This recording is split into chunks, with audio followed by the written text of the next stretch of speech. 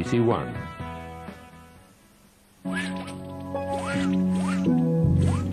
On BBC Two now, we're in search of more or less anything you care to mention, as long as it's weird, wild or wacky. Please welcome a new series of The Sunday Show.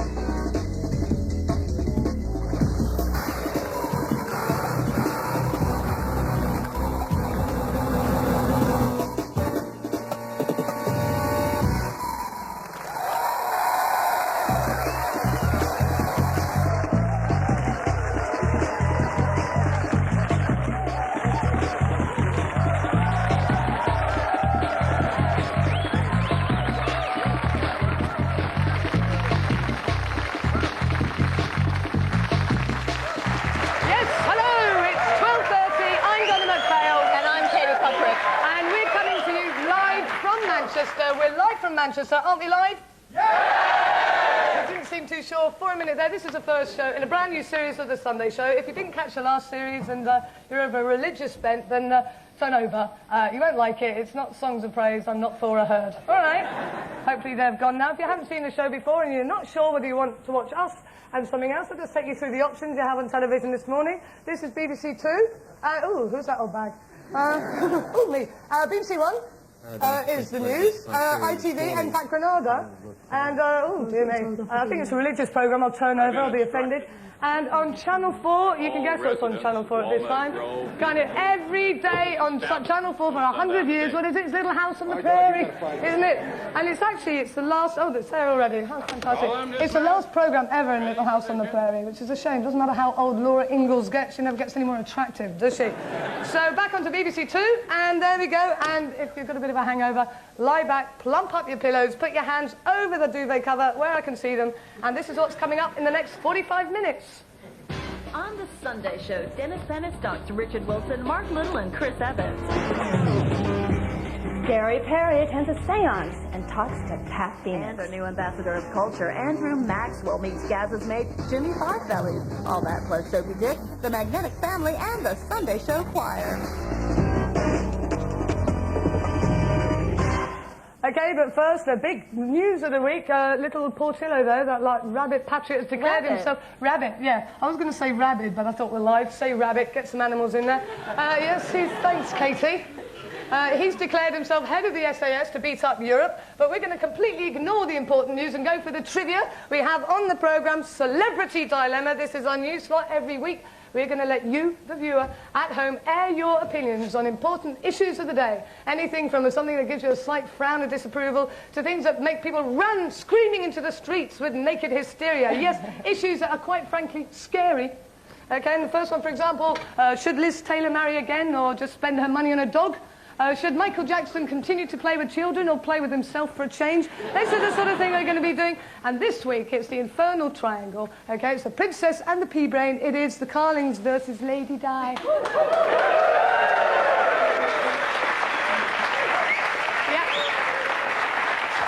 I made this myself. It's crap, isn't it? Now, we all know the story because we've heard it over and over again. That's Will, that's Julia. They got married, kissy-kissy. He lost the World Cup all in his own, decided to go and have an affair with Princess Di, allegedly. And she didn't like that. Julia didn't like him, and she threw him out. He wants to go back. A lot has happened since then. Well, mostly Julia's been in the papers since then, saying, why am I always in the papers? I really don't want any publicity at all. She's been slagging off Diana. Diana is losing a publicity battle because she only gets a little byline and Julia gets 3 pages. So there's a big bitch fest going on between this woman and this woman here. The question is, what's happening with Julia? Because she's gone a bit pear-shaped, hasn't she? She started going out with a hairdresser's son and smoking cigars. She's really communist class. And I read today, apparently, she's going to neuter Will's dog because he's a bit randy, which I think is a very good idea, Julia, to do a dog rather than him. So the question is, and you can phone in later to have your vote first. We're going to ask the audience first. The question is, what should Julia do? Should she, A, go back to Will or let him go back to her? B, which is my favourite option, phone Diana, go around her place and they can both have a big punch-up. Or C, should she take advantage of the publicity and take her top off the Playboy, which also is quite an interesting option. So first of all, we're going to go into the audience because I want to find, let me think, we'll go for Will first. Have you got any Will fans in the audience? Yeah. Oh, what a surprise. Okay, now you're a Will fan. Now, Will basically was playing away from home. He's cheating on his wife. And in fact, where is Will in the last couple of weeks? Where is he? Apparently he can't cross his legs because his thighs are too big. And maybe he's stuck in the toilet. What do you think? What's Will's problem? What should he do? I think you should go for the princess every time, yeah. I mean, you can't tell your mates down the pub that you've shagged a PR lady, but you can say you've shagged like a princess. It's a bit more impressive. Go for the princess every time. Well, thanks for that lesson in laddish qualities there. Okay, have you got a Julia fan here? Oh, handy, just down the front. Okay, you're a Julia fan, are you? Absolutely. You don't look her sort, it has to be said. Okay, now she was the victim, but now we're seeing her all over the papers. Is this just publicity because she's got a programme coming out, or is she actually the victim here? She's definitely the victim, but I'd like to say that she's an absolutely wonderful person. And the best thing she can do is to have it out with Princess Di in public, and then she can move on and look for someone else, and there's two guys here that'll take her in. Yeah, fact chance. Okay, and we need a Princess Di fan if you've got one, and you do look like a Princess Di fan. In fact, and the Queen Mother's lovely as well. Now, you obviously... Did she not try and steal somebody else's husband? Oh, I'm not bothered about her husband. I'm bothered their husband. The first thing I do, I ditch Charlie. Oh, and then, with her looks and her money, the world would be my oyster. So basically, you want her job? Yes. Yes. Oh, I think, well, I'll put a word in for you. All right. Okay, so that's the question. What should she do? Should she let Will go back to her? Should she have a big punch-up with Princess Diana? And if she doesn't want one, can I have it instead? Or should she just take advantage of the publicity, get a kit off for Playboy? No, if you want to phone, take Will back, 0891 800 301. If you think punch Diana's face in, 0891 800 302, and kit off for the boys, 0891 800 303. And, hey, steady, lads. That'll be the rugby players. And don't forget to ask permission of your mummy before you call. But just ask her very quietly so she doesn't hear. Katie, what do you think? I think the three of them are deeply tedious and should be subjected to enforced colonic irrigation in public. She's so strict, isn't she? Okay, all right, now, what's coming up next? Pamela Anderson has been flattened by a mixture of booze and sleeping pills. She was rushed to hospital last Friday after arguing with Wildman husband Tommy Lee. Apparently, Pam's had it up to here. Shock showbiz split of the week. Michael Jackson has dumped Bubbles the chimp for a baby orangutan. The ex-pet is now in hiding after Jackson, 34, decided Bubbles, 12, was too old. Linda Nolan's husband was fined £200 this week after security cameras caught him stealing from comic Frank Carson's wallet. Brian Hudson admitted taking the £20, but claimed he was only borrowing it. That's the way he tells them. Meanwhile, this week, Renaissance supermodel Naomi Campbell is wowing them in America with her command of English. After posing as an author with her super novel Swan, Naomi's play acting in the book world again. She's just as convincing as a book editor in this American cop show, New York Undercover. You always eavesdrop like that? Every chance I get. It's amazing what you pick up. Yeah, I like that accent. You're not in South London now, baby woman. I'm Simone. How you doing, Simone? Bond. James Bond. We're laughing too. Good news for disabled actors trying to get a leg up in Hollywood. Stuntability is a new Los Angeles agency that trains amputees as stuntmen for big-budget action movies. Agency President Dave Smith explains that there are advantages for film directors working with amputee stunt persons. You know, we can actually blow Dave's arm off in this one, or take Byron and have his legs go off. You know what I mean? So our specialty is our amputations. And what a specialty. Only Dave could pull this one off. Deja vu. In Taiwan, scientists are baffled at the discovery of the world's first magnetic family. Dad, Lin Yuzong, first displayed his zing for cling in an army canteen when a spoon stuck to his forehead, and was he ever popular when it was learned that his 3 kids also shared a strange attraction to metal and glass objects? Oh, honey, where's my car keys? Oh, never mind, here they are on Billy's nipple. Doctors are unable to explain the phenomenon, but the family are thrilled with all the extra storage space. Now, if you've got an extra 30 quid to spare, I just want to draw your attention to this ingenious invention. It's a mosque alarm clock. This is what it sounds like. Yeah, it's better than that. It's actually, what it does, it goes off 5 times a day to remind Muslims to pray to the east. East, nearly a fatwa there. No, do this one, do this one. Oh, yeah. No, it sings as well, look. That's so pretty. Yeah, it sings as well, and apparently the... Disco you can stop mix. it, I'm being heckled by it now, by a piece of plastic. Yeah, stop it, Kate. The Archbishop of Canterbury is apparently very jealous about this. He's developing a Christian alarm clock. Apparently it just goes off once a year on Christmas Eve, and it pukes up while singing "O Come All Ye Faithful." So, hurrah, there's a gag. Now then, new series, new concept. I've done my best on this series to represent the lads, but without the full wedding tackle, it has been a bit difficult to understand the male psyche. So I went out and found a lad of our own, Alexander Maxwell, and I sent him out on his biggest laddish challenge yet, a night out in Newcastle, which, by the way, has just been voted Britain's top party town.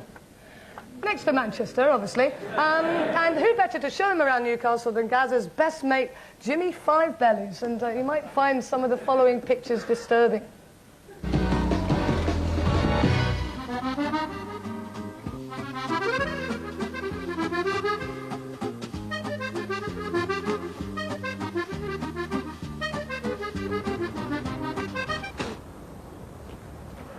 This is Newcastle, home of the lad. An estimated 1.5 million bottles of the local brewer drunk every week, along with 230,000 takeaway meals. Experts believe there are up to many fights in Newcastle every weekend. And to help me find out whether Newcastle truly is a mecca for lads and lasses going out on the pub, I'm off out with Jimmy Five Bellies Gardner, best mate at Gaza and a true gentleman of leisure.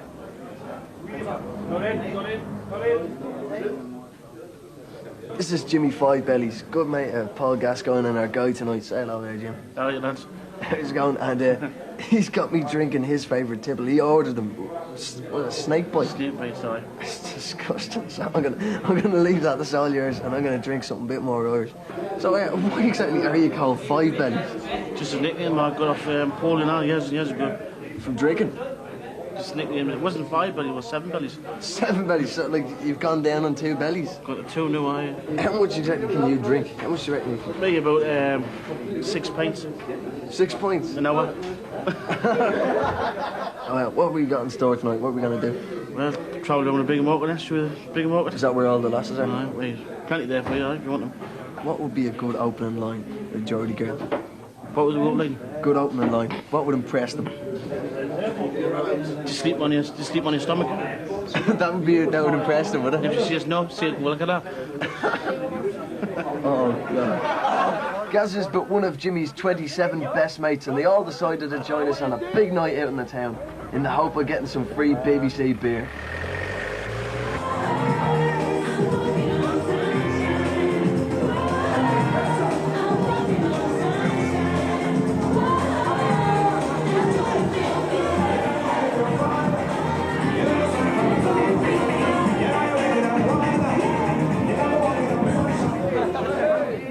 The other boys had to work next day, so we only managed to visit 15 pubs. We would have gone to more, but Jimmy kept stopping to introduce me to his other 25,000 best mates. All they do is just shout in large groups.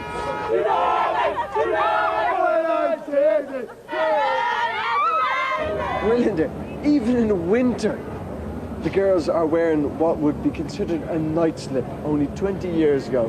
Why are you wearing so little, even when it's freezing? Because exactly. You look nice, you're going to impress the lads, you know. Do you get much stick for wearing basically shiny? What do they say to you? I call gay a lot, but I'm not. Gay? They call you gay? Gay. Gay? Oh, right. By 10:30 the night was deteriorating for some people, but for Jimmy and me it was just getting better and better. For a start, I met the Archbishop of Newcastle. Alan Neat. And his mother. Can we have a big round of applause for the Archbishop? The nearest I got to any trouble was when I jokingly threatened to rip the head off a bouncer. Luckily his mate saw the funny side. Do you ever wonder what the big bloke who played the harpsichord did after he got sacked from the Addams family? That's him! Picking a fight with the hardest and maybe the ugliest man in Newcastle soon gave me an appetite. A quick nip down an alleyway to make sure there was room for dinner, and we were off to our final destination. Hey, Newcastle! That was great, no? Met loads of top people. Did a spot of drinking. And can I just say, how are the lads? And I love you. You're great. Taxi! Taxi! Hey, hey.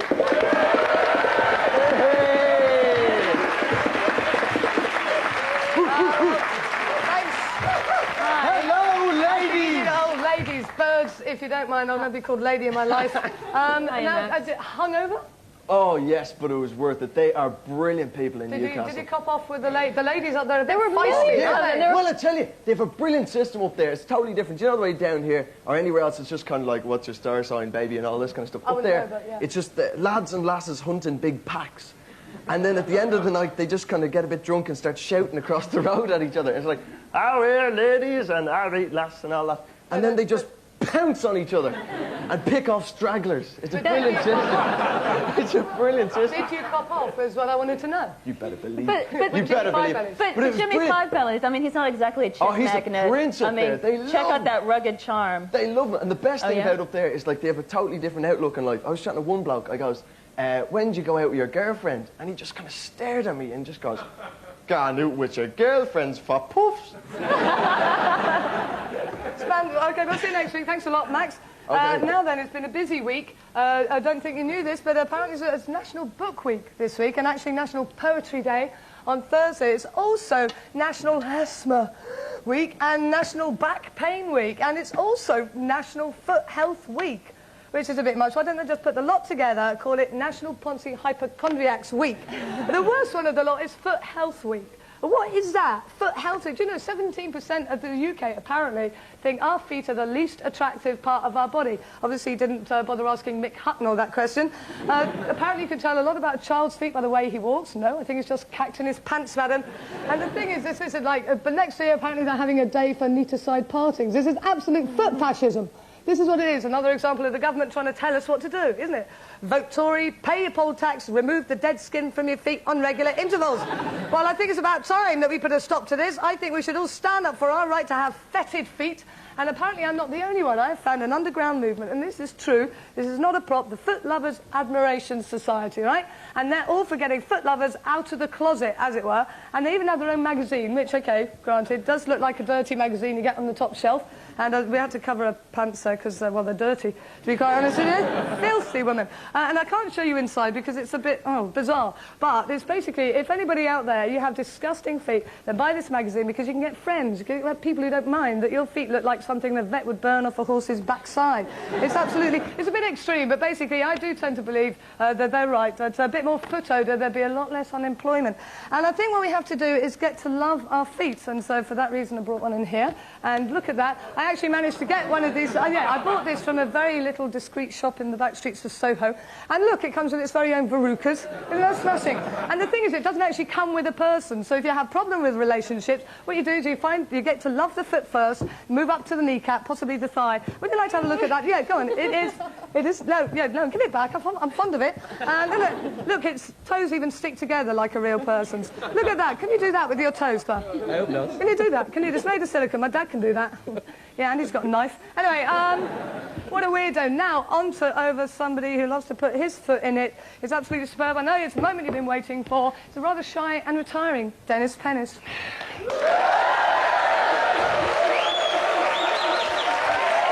Thanks, Donna. Thank you. Well, it's a fairly rare occurrence for two huge megastars to descend on Leicester Square for a premiere. But it happened at the opening of Bridges of Madison County. Now, two living legends coming together from opposite sides of the globe for one night only. From the USA, Eastwood, Clint, Harry. dirty. Perhaps the only decent and honest man ever to be connected with Spurs. And from the UK, well, a woman who quite simply needs absolutely no introduction whatsoever. Bonnie Langford. Bonnie! Bonnie! Bonnie! Bonnie, can I just shake your hand? Please. Wow, great, thanks. It's the first time I've ever been grabbed by the short and curly. Clint! Hey, man! Clint! Hey, Clint! I got a 65p Magnum here, man. It's the most powerful ice cream in the world. Clean a man's head blown off. You feel licky, punk? Come on, make my dairy. Well, you know...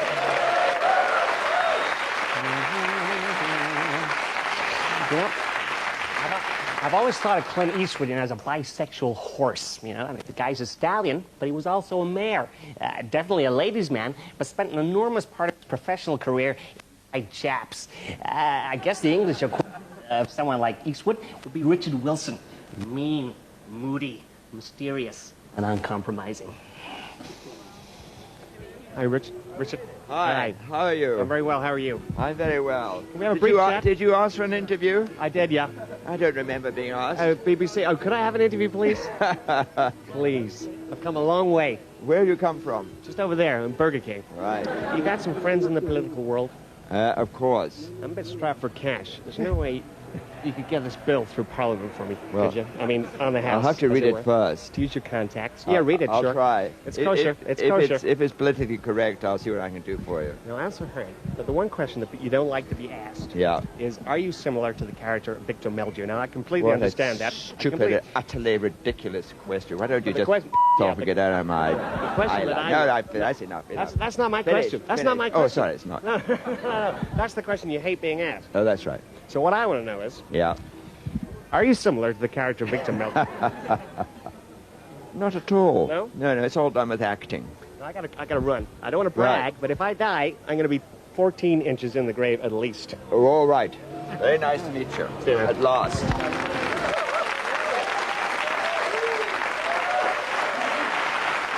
Of course, Richard Wilson is very closely affiliated to the Labour Party as one of their sort of lovey supporters. You know, if Labour ever get to power, I feel very strongly about this. They got to nationalise Bernie Inns, because I feel it's something we should all have a stake in. And I feel very, very strongly about that. Now, from steaks to flakes, I bumped into two guys who love a big breakfast. Mark Little, very balanced Australian, got a chip on each shoulder. And Chris Evans, DJ, man about town, and top tennis look-alike.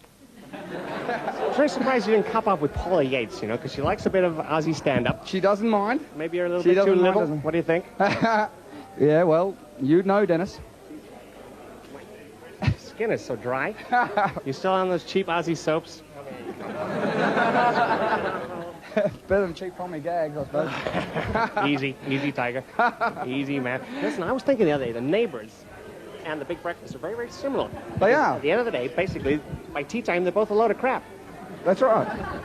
You agree with that? See ya. Chris, hey, come here, baby. Come here, man, please.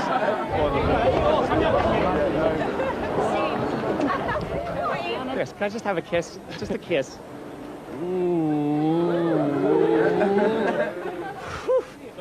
Yeah, smells like you forgot your toothbrush, man.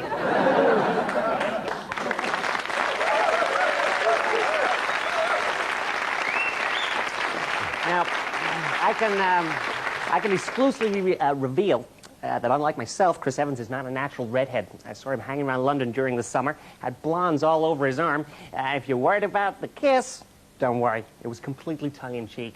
That's me done. I'll see you next week. Peace.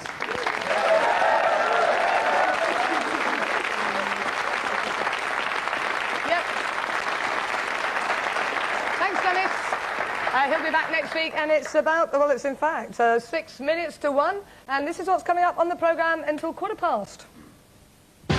Soapy Dick gets all bubbly over Lady Luck's visit to Brookside Close.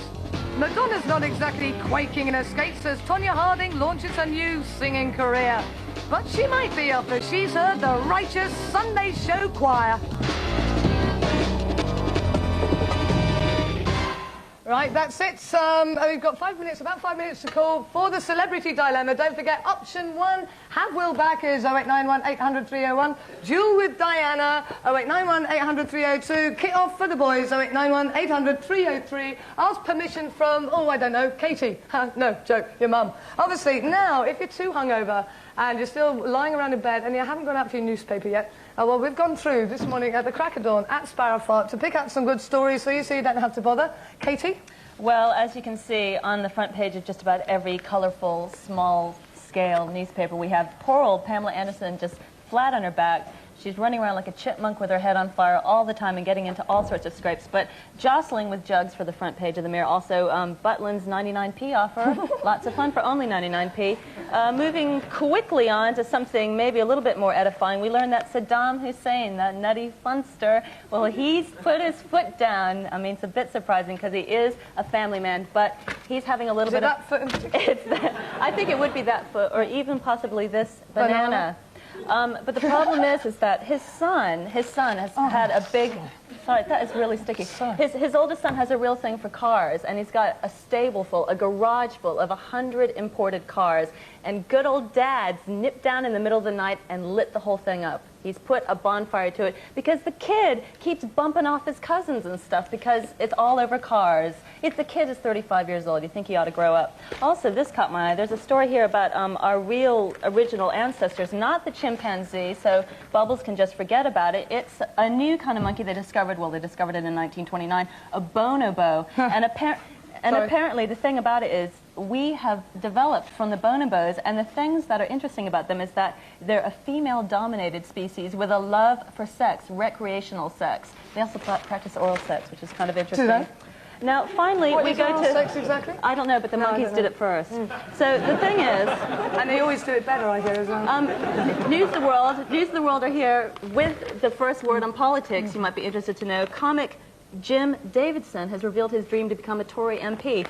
Yeah, he's an alcoholic, but he does like Thatcher. I don't know if the two are related. I think he should reveal his aim to be a comic myself. But I guess... oh, that was horrible, wasn't it? I'm sorry about that, actually. I'm not at all sorry. I'm surprised. I thought he'd be a Labour MP. Don't you? What a lovely bloke he is. Yeah. I think actually it's a good idea. I have to say, we have got Giles Brandreth in politics now, and if he can do it, Jim can.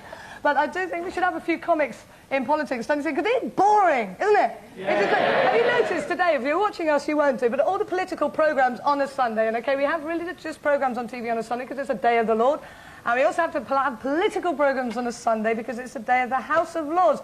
I am bored with it. I don't want to see politics on a Sunday. Do you? Just because some bloke on a Sunday morning wears a sweater instead of a suit to talk about politics doesn't make it interesting. And it is, we're supposed to, the thing is, we haven't had anyone to hate for so long, right? It is entertainment. Politics is entertainment like anything else. And in America, they get it right because they know it's just showbiz with real actors, isn't it? John Major is rubbish, isn't he? A photo opportunity with John Major is him watching us play cricket and losing. You go to America, their photo opportunity is a president, which is... she wrote that for me. It's a president actually keeling over from a heart attack because he has to run every day because he looks so stupid. I think we should make Major go out jogging. I think if the presidents of the United States have to do it, we should send Major out in a shell suit in broad daylight. That is, you'd watch it then, wouldn't you? It's Jeremy Beadle. It's public humiliation. It'll get millions. Or either that, or we can make John Major scary. Because that's what we love most, because we like to be scared of people in politics. It's like watching Dallas without JR, isn't it? It's like watching Good Morning without Anne Diamond. It's just not scary at all, is it? But of course, we can't give him a personality. What we could do to John Major, this is what I suggest. Give him a bit of a makeover, like they're doing this morning, but just the hair. Look at that. Now, that is a completely different kettle of fish. There is a man you could trust to start a war. You know what I mean? In fact, give the other leaders the same sort of hairstyle as well. Now, that's what I call the new Labour Party. And what about this one here? That's actually Quentin Crisp. Now, have you seen the clue here? Do you recognise that hair? Of course, it's the Thatcher thatch. Okay? And it's the hair that made her. Do you realise that? Because if you look at her with the men's hair pieces on, she's not scary at all. Look at that. She just looks like a physiotherapist there, doesn't she? Oh, what about this one here? So, and actually, she looks a bit like her mum, which is my mum, which is scary. And the last one here is Myra Hindley, isn't it? Let's face it, Thatcher was an evil old bag, wasn't she, right? But, God, does she give good television? Hey, you know what I mean? And I think we should have her back, okay? Because at the end of the day, we miss her. Come on, we miss her. We hate her, but we miss her because she was the one person who showed politics up for what it was, because you don't need policies if you've got a lovely little perm. See, this is her. This is the height of her hair career. Look, they're clapping at her hair. They're not listening to what she's saying. And her hair through the ages, doesn't matter actually what her hair is. You knew that any time she could kick your head in, she was vicious. Look at that. I didn't like that hairstyle for a while. I'm glad she got rid of that. She was always very good at getting in and out of cars and waving. See, as long as she kept her mouth shut, people loved her. Hello, hello.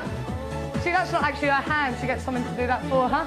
And Reagan loved her. Well, Reagan fancied her. Look at that bit of tongue there. Yeah, he was hoping for a long time to get off with no chance, matey. Thatcher was famous for being drunk. Any chance of a cup of tea? No chance. Maggie hated sponges. Workers and none the shirkers. She worked 24 hours a day. For She was an absolute workaholic. For turn. In fact, she even worked when she was asleep. Maggie! She's gone. Anyone got a battery? She did have a bit of fun with Dennis. That's Dennis on the lead there, her husband. And that's his droppings. I'm sorry about that. He's got a stomach complaint there. She pruned her roses like she pruned the cabinet. Look at this. That's Nigel Lawson. She knew what she wanted. Well, most of the time. No, I'll have them both. She picked the cabinet herself. She was a bossy woman. Look at that. I'll have that wimpy one there for the cabinet. I don't think that there will be a woman Prime Minister in my lifetime. Yeah, right. You ain't seen nothing yet. She was everybody to everyone. She could be mother, son, daughter. We have become a grandmother. She could even be the queen if she felt like it, you know what I mean? Leader of the armies, leader of the people. But never forget, underneath it all, she was just a woman. And she was very gracious in defeat, we have to give her. I wish John Major all the luck in the world. Yeah, right. It was her birthday on Friday. She's 70 years old. I never thought I'd say this in my life, but Maggie, come back. We miss you. We love to hate you. And John Major's just boring.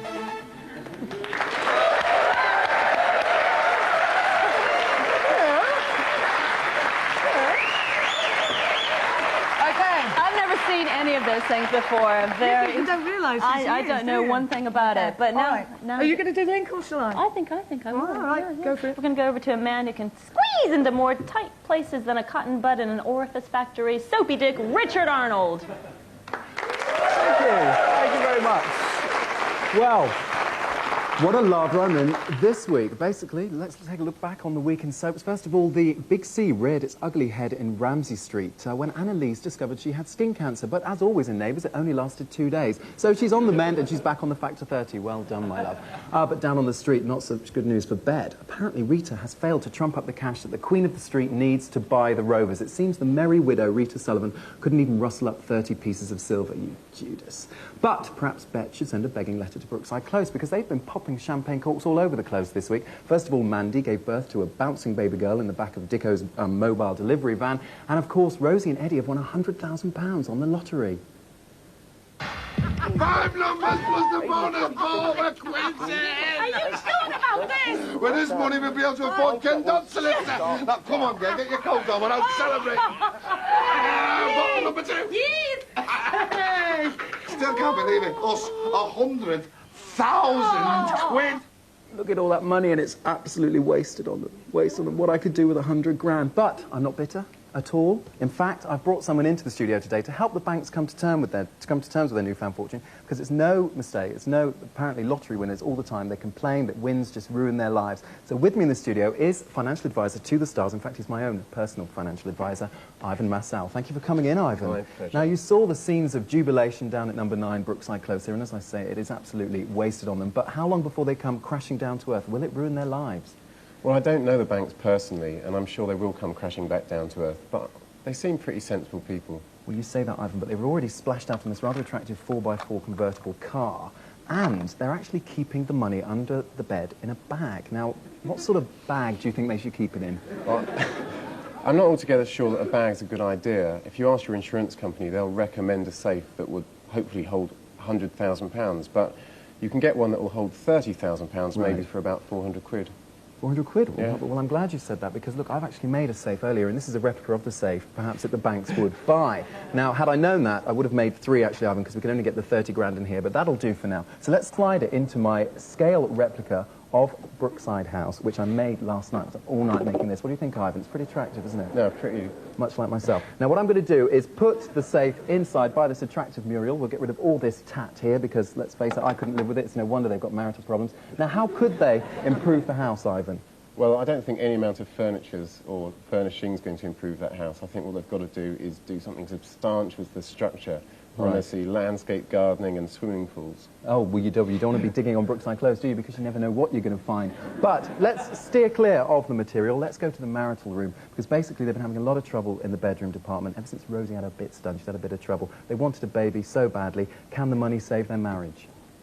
Yeah, I reckon so. They could always buy a baby. Buy a baby. I don't think we should be advocating black market adoption on the Sunday Show. That is Ivan's view, not my own, or the Sunday Show, I have to say. But what about surrogacy, Ivan? I can't really say I'm the child sort of person. I don't know how they come about. I'm not big on babies either. But what about Jackie Corkle as a surrogate mother? I'm sure that vermin Jimmy would put her right up for it if the price was right, don't you think? Yeah, yeah. Well, I'm going to stop you there, Ivan, before you give me one final word of advice, because I think now we can actually go live to Brookside Close, because yes, Rosie and Eddie have been watching the show and they've been listening to Ivan's words of advice. Rosie and Eddie, are you there? Yeah, we're here, Richard, yeah. Can you hear us okay, mate? I can. Loud and clear, Eddie, my son. Now, listen, have you been listening to Ivan's words of advice? Oh, yeah, and they all sound really useful, don't they, Rose? Yeah. In fact, we were just saying safe seems like a good idea, weren't we, Ed? Oh, marvellous. Now, you're going to invest wisely, aren't you? It's not spend, because a lot of lottery winners, well, they change, and we don't want that happening to you, Rosie, love. No, money won't change us. But we might take a holiday. Oh, well done. Now, enjoy your win, won't you? And don't go mad, will you? Yeah, thanks, mate. See you. Yeah, all right, thanks, then. Richard. And thanks, Ivan. And, we love the Sunday Show. All right. Thank you very much. Oh, listen.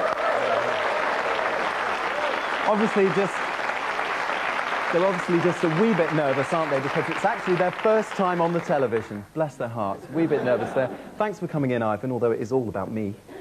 Donna. Okay, thanks, Sophie. Oh, Rosie, and we love you, Rosie. Okay, and now over to Katie for a bit of late news, I'd imagine.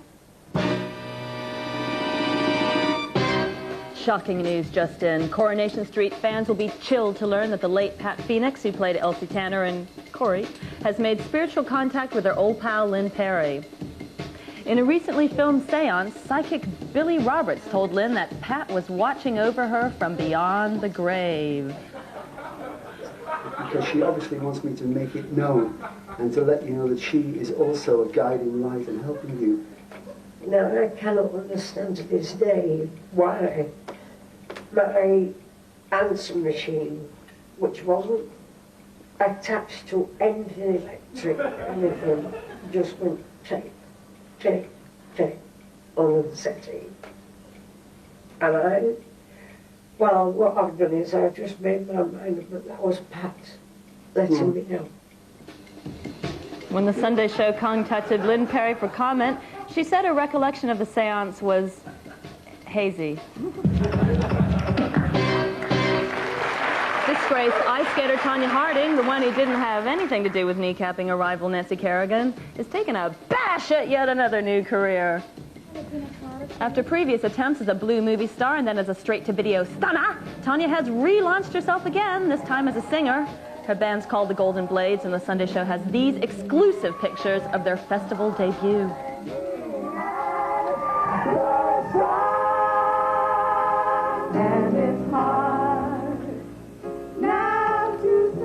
I think she sucked. I think she needs to get back on the skating rink. Uh-oh, bad vibes. Turn on the heat. Turn on the heat. American rock star Courtney Love has had another hit, this one unfortunately on someone's face. Love recently pleaded guilty to slugging singer Kathleen Hanna on this year's Lollapalooza tour. The widow of Nirvana's Kurt Cobain didn't exactly cut a dash with the judge. Here he is giving her the what for. You need to get a grip on some issues, fame, money, rumored substance abuse? Most of what he said, I think, was right. You have a lot of responsibility when you get famous. She's a wildcat. Fat is beautiful on the Pacific island of Tonga. With an average weight of 14 stone, Tongans really know how to make an impression. Ow! There goes an ovary. Tongans love their love handles, but it's not healthy, and now a national diet competition is offering first-class airline tickets to the biggest slimmers. Even Tongan King Tapa Auhau is waddling in on the act. He's down from 32 stone to a teensy 21 stone due to this punishing daily workout. Go for the burn. I like my kings big. Heat in the winter, shade in the summer. Okay, thank you. Now, nearly the end of the show. We've just got time for the results of Celebrity Dilemma. Before we go to the audience, the home vote on Celebrity Dilemma, we're just going to have the audience vote. You've all got cards. You've got 3 cards, red, green and orange. I think the rugby players have probably eaten theirs, but never mind. So if you think that Julie should have Will back, hold up the green card. Oh, God, I can't believe that. That's excellent news. Well done. Now, if you think that she should go round to Diana's house and punch her up, hold up the red card. Oh, yes. Excellent. And that means that hardly anybody has voted for the third option, which is take her kit off for the boys. Hold up the... yes. Tellingly played. For the rugby players. This is fantastic. Our audience at home, 5% says that she should have Will back. 31% think they should have a punch-up, and yes, 64%. So we've just got a whole load of rugby players watching the show at home. Now, of course, what we've done now is I'm now going to phone Julia up and tell her what the people at home think, that 64% should... And we were going to phone her at home, but we thought that'd be a bit intrusive, so we've got a work number, and she might be there because she's supposedly heartbroken, which means that she'll want to take her mind off everything. So I'm going to phone her at home and tell her, that's all right, isn't it? You're phoning her at work. I'm phoning her... Oh, God, I'm phoning her at work. I'm phoning her at work. How do you have that number? Well, I don't know. They gave it to me. Oh, God. I don't know her personally. She probably gave it to you. Okay. This is going to be interesting, isn't it? I'm sure she'll be delighted. I can't believe you're doing that. No. Sorry, but that's not on her. at the moment. Is that Julia? No, that's her brother. Her brother works... All right, okay, all right, okay.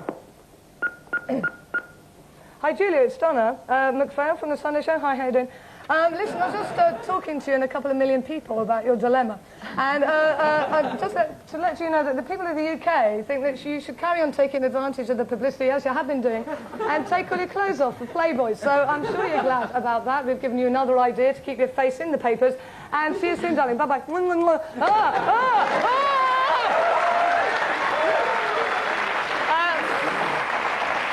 That is me off her Christmas card list for sure. Okay, and we're going to say goodbye. I think we're running out of time. 12 years ago today, Ivy Tilsley was sick on Coronation Street. Again, Cecil Parkinson resigned. Jerry Hall became pregnant. Remember what was #1 12 years ago? This week, luckily we do, and we don't think Sunday would be Sunday without the fabulous Sunday So Quiet. So we'll see you next week. It's goodbye from me. All the way, what do you say? I'm a man without conviction. A man who doesn't know how to say the contradiction. Come and go. You come and go. Come, chameleon. You come and go. You come and go. Love will be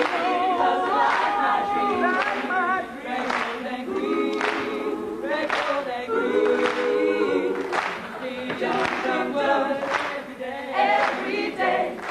You said that you don't know. I heard you say that my love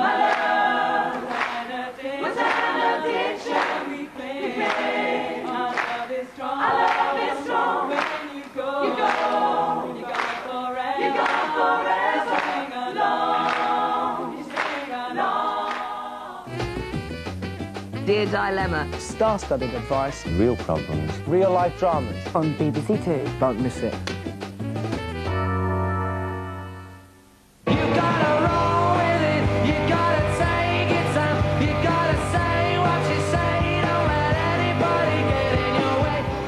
team's trip. Now, let's get your measurements. The show that tackles the issues that matter. I saw it on the telly. There was this boy in America and he divorced his parents. Your kind of drama. Gary, I've got some explaining to do. Your kind of channel. Baker Grove, Tuesdays and Thursdays, 5:05, Children's BBC One.